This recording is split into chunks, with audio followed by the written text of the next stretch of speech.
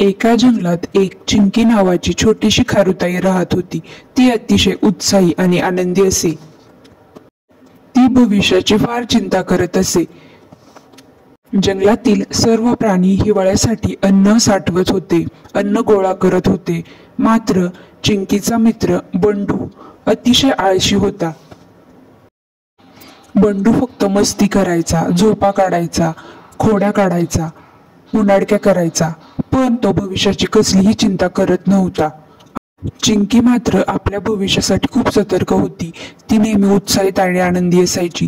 ती झाडावरून उड्या मारायची, फळे बिया सतत ती गोळा करायची आणि आपल्या घरात नेऊन सुरक्षित ठेवायची। बंडू मात्र तिला बोलायचा, अगं चिंकी, अजून हिवाळ्याला खूप वेळ आहे, खेळ ना माझ्यासोबत, आत्ताच काय येऊ? तेव्हा चिंकी त्याला म्हणाली, अरे बंडू दादा, आत्ताच आपण साठवणूक केली नाही तर आपल्याला हिवाळ्यात खूप त्रास होईल। पण बंडूने मात्र तिचे काही ऐकले नाही।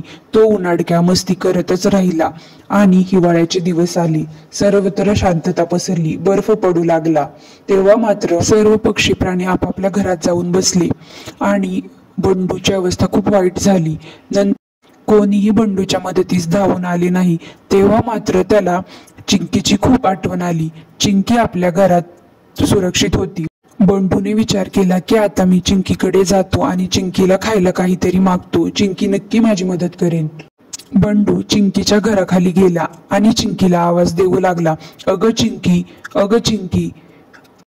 चिंकीने दरवाजा उघडला आणि म्हणाली, बंडू तू? आणि चिंकीने प्रेमाने बंडूला आतमध्ये घेतले। बंडू म्हणाला, अगं चिंकी, मला खूप भूक लागली आहे, मी उपाशी आहे, माझ्याकडे काहीच अन्न नाही। चिंकीने त्याला घरामध्ये घेतले व त्याला खायला दिले, त्याची मदत केली।